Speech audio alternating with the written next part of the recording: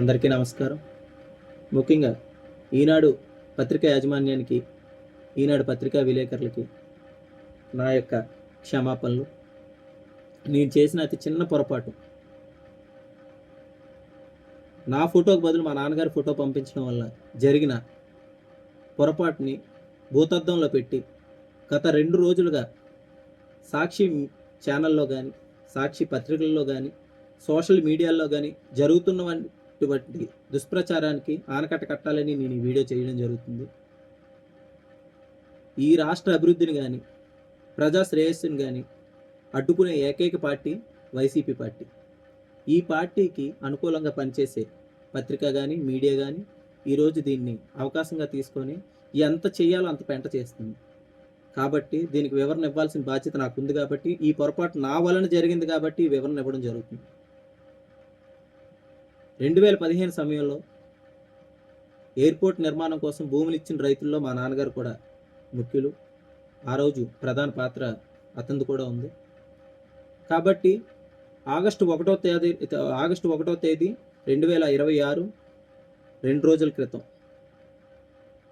అల్లూరి సీతారామరాజు అంతర్జాతీయ విమానాశ్రయ ప్రారంభోత్సవానికి నేను వెళ్ళడం జరిగింది. ప్రారంభోత్సవం అనంతరం బయటికి రాగానే కొంతమంది మీడియా మిత్రులు భూమినిచ్చిన రైతుల అభిప్రాయాలను సేకరించడం జరుగుతుంది. అందులో భాగంగానే నా దగ్గర కూడా అభిప్రాయాన్ని తీసుకోవడం జరిగింది. అభిప్రాయ అనంతరం నేను నా ఫోటో బదులు మా నాన్నగారి ఫోటో ఇవ్వడం జరిగింది.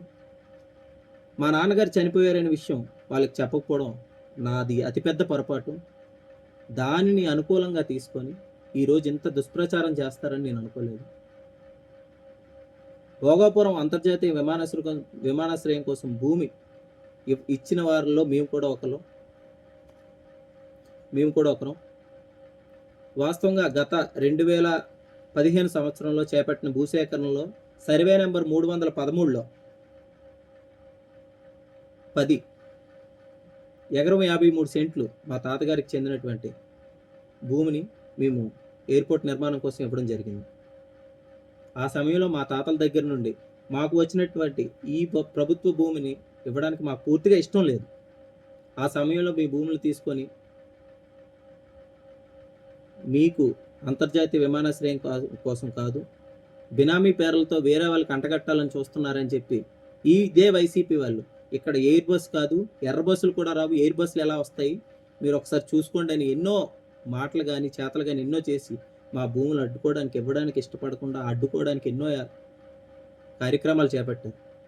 మా గ్రామానికి పక్కనే దెబ్బలపాలెం గ్రామంలో మీటింగ్ పెట్టి, మీరు ఇదివరకే చూసుంటారు, ఇదే మీటింగ్ పెట్టి ఎర్ర బస్సు రాని ప్లేస్లోకి ఎయిర్ బస్సులు మీకు వస్తాయంటే మీరు ఎలా నమ్ముతున్నారని చెప్పి ఎంతోమంది నాయకులను ఆ రోజు మా గ్రామాలకు పంపించి మా పంచాయతీలో మీటింగ్లు పెట్టి అడ్డుకోవడానికి కార్యక్రమాలు చేస్తే, ఆ రోజు ఉన్నటువంటి కర్రోతు బంగారాజు గారు మండల ప్రెసిడెంట్గా ఉన్నారు. పార్టీ ప్రెసిడెంట్గా కర్రోతు సత్యనారాయణ గారు ఉన్నారు.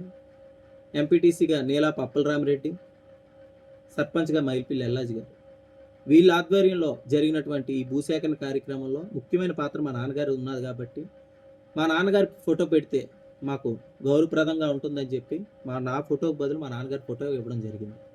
నేను చేసిన పొరపాటుని అవకాశంగా తీసుకొని ఈ 2 రోజులు మమ్మల్ని ఎంత హింసించాలో, ఎంత బాధ పెట్టాలో, ఎన్ని విధాలుగా ఏం చేయాలో అన్నీ చేశారు. కాబట్టి ఈ ప్రభుత్వం చేసినటువంటి కార్యక్రమంలో భూములు ఇచ్చినందుకు, ఆ రోజు మేము భూములు ఇచ్చినందుకు మాకు ఎటువంటి అన్యాయం జరుగుతుందని భయపడినా మాకు జరిగిన న్యాయం కానీ, ఈరోజు అభివృద్ధి కానీ మేము చూసి చాలా సంతోషపడ్డాం. ముఖ్యంగా భూములు ఇచ్చిన రైతుల్ని వాళ్ళ త్యాగాల్ని మర్చిపోతారేమో, ఎవరైనా ఏ నాయకుడైనా మర్చిపోతారు, కానీ ఏ నాయకుడు మర్చిపోకుండా ఉండాలని చెప్పి చంద్రబాబు నాయుడు గారు చేసినటువంటి కృషి అని ఇవన్నీ చూసిన తర్వాత రాబోయే తరాలు కూడా దేనికైనా, ఏ త్యాగానికైనా సిద్ధంగా ఉంటారని అర్థమైంది. మా ప్రాంతానికి ఇంత పేరు వస్తే మేము గొప్పగా చేసిన ఈ అభివృద్ధికి అని చెప్పేసి వాళ్ళు చెప్పుకుంటుంటే, ఆ అభివృద్ధి కూడా మా వల్లే జరిగిందని ఇప్పుడు ఉన్న ఈ వైసీపీ గవర్నమెంట్ నానా రకాలుగా ప్రయత్నం చేస్తుంది. ఆ రోజు భూములు ఇవ్వకుండా అడ్డుకున్నది వీళ్ళే. ఈరోజు ఈ క్రెడిట్ ఈ ఎయిర్పోర్ట్ కట్టిన నిర్మాణం క్రెడిట్ కూడా వీళ్ళకే కావాలి. వీటికి ఎందుకు మీరు సహకరించలేదు కాబట్టి మమ్మల్ని మానసికంగా, శారీరకంగా క్షోభ పెట్టి గత 2 రోజులుగా మమ్మల్ని చేసినటువంటి ఇబ్బందులు చిన్నవి కాదు. నాకు రీసెంట్గా కొడుకు పుట్టాడు. ఆ కొడుకు పుట్టాడనే సంతోషాన్ని కూడా దూరం చేసేసి మా నాన్నగారి చావుని ఈ వైసీపీ వాళ్ళు, ఈ సాక్షి మీడియా ఏ విధంగా దుష్ప్రచారం చేసి జనాల్లోకి తీసుకెళ్ళిందో మీకు తెలియాలి. మా నాన్నగారు 2023 జూన్ 30న సహజ మరణం, హార్ట్అటాక్తో చనిపోయారు. దానిని కూడా ఈ పత్రిక, సాక్షి పత్రిక అనువుగా తీసుకొని మర్డర్ దాన్ని కూడా మర్డర్ అని చెప్పేసి, హత్యకు గురయ్యారని చెప్పేసి నిన్న 2వ తారీఖున సాక్షి పత్రికలో ప్రచురించడం జరిగింది. అది చూసిన తర్వాత నేను, నా కుటుంబ సభ్యులు కానీ, మా శ్రేయోభిలాషులు కానీ మానసికంగా ఎంత క్షోభ అనిపించామో మాకు తెలుసు. కాబట్టి ఈ వైసీపీ చేసే దుష్ప్రచారాన్ని దయచేసి నమ్మొద్దు. నన్ను కానీ, నా కుటుంబాన్ని కానీ ఇంత క్షోభ పెట్టినందుకు, లేని అబద్ధపు దుష్ప్రచారాన్ని బయట పెట్టినందుకు గాను దీని మీద నేను ఎంతవరకైనా న్యాయ పోరాటం చేయడానికి సిద్ధంగా ఉన్నాను. దీన్ని ఇంతటితో వదిలే ప్రసక్తి లేదు.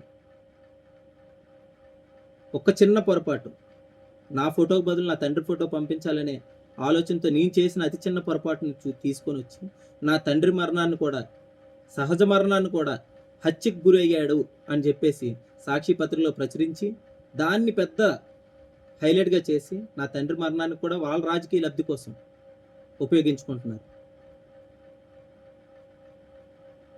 ఎవరైనా ఓదార్పు యాత్ర అంటే చనిపోయిన వాడి ఇంటికి వెళ్తారు, చంపిన వాడి ఇంటికి వెళ్ళరు. అలాంటి ప్రభుత్వంలో, అలాంటి పార్టీలో ఉన్న నాయకులకి నా బాధ అర్థమవుతుందని పూర్తిగా తెలిసి నా మీద ఎవడైతే ఈ దుష్ప్రచారం మొదలుపెట్టాడో వాడి మీద తక్షణం న్యాయ పోరాటం చేస్తానని,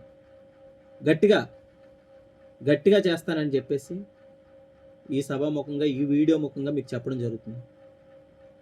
అందరికీ నా యొక్క నమస్కారం.